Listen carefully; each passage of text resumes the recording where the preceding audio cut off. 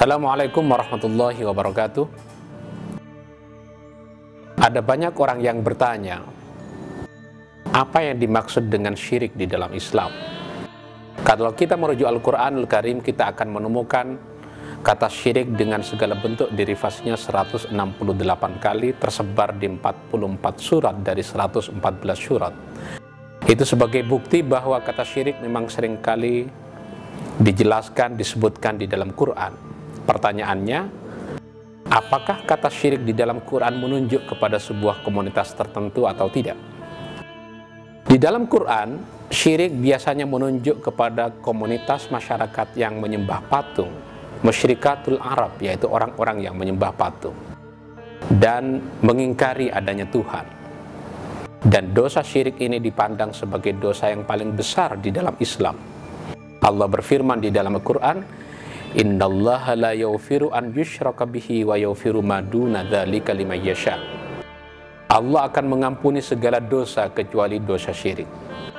Menarik untuk diperhatikan, sekalipun syirik termasuk dosa yang paling besar, tidak ada sanksi hukum dunia di dalam Quran yang bisa dikenakan orang-orang yang didefinisikan sebagai orang-orang yang syirik. Itu sebagai bukti, biarlah yang memberikan sanksi hukum kepada orang-orang musyrik itu adalah Allah Subhanahu wa Ta'ala.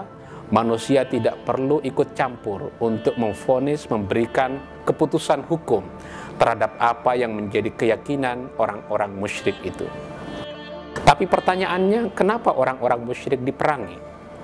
Kalau kita merujuk ayat Al-Quran, ada ayat yang menyatakan waqatilul musyrikina kaffah kama yuqatilunakum kaffah.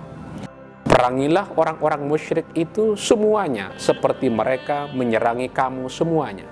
Dengan demikian, orang musyrik diperangi bukan karena dia musyrik, tapi orang musyrik diperangi lebih karena mereka memerangi orang-orang Islam.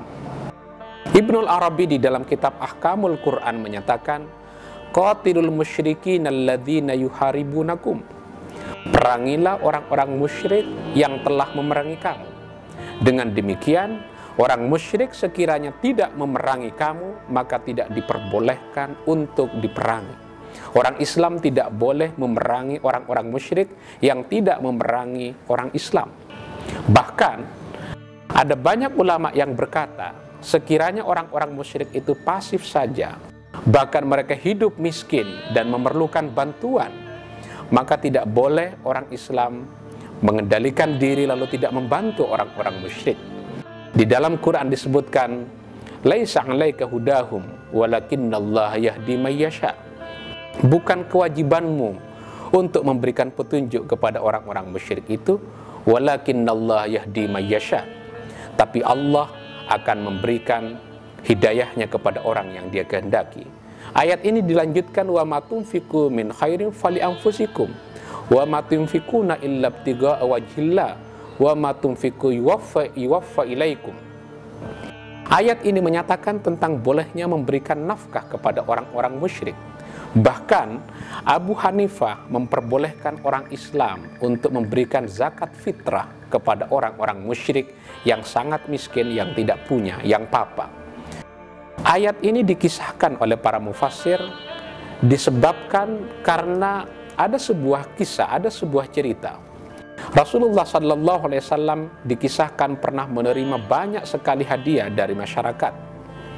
Begitu banyaknya hadiah sehingga hadiah itu diserahkan, diberikan kepada orang-orang yang tidak berpunya. Tiba-tiba datang orang Yahudi dan kemudian orang Yahudi itu meminta bagian kepada Nabi.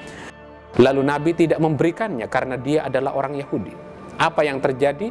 Maka turunlah ayat Al-Quran ini yang membantah perilaku Nabi yang tidak memberikan sedekah kepada orang-orang Yahudi.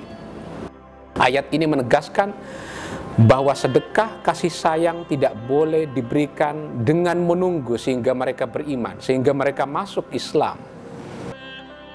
Di ayat yang lain dinyatakan, sekiranya orang-orang musyrik itu membutuhkan perlindungan dari orang-orang Islam, maka tidak boleh segan-segan orang Islam memberikan perlindungan kepada mereka.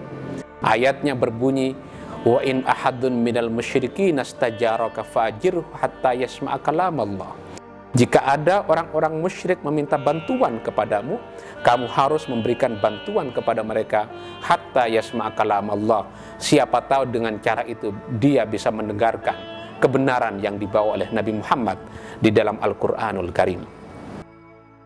Dari penjelasan ini kita menjadi tahu bahwa orang musyrik diperangi bukan karena dia musyrik, tapi orang musyrik diperangi karena dia memerangi orang Islam.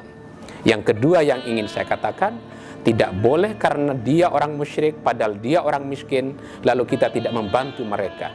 Kasih sayang, bantuan harus diberikan kepada siapa saja, baik dia musyrik ataupun dia tidak musyrik, selama dia tidak memusuhi orang Islam, maka tidak ada halangan bagi umat Islam untuk tidak membantu mereka, untuk tidak memberi perlindungan kepada mereka. Demikian, wassalamualaikum warahmatullahi wabarakatuh.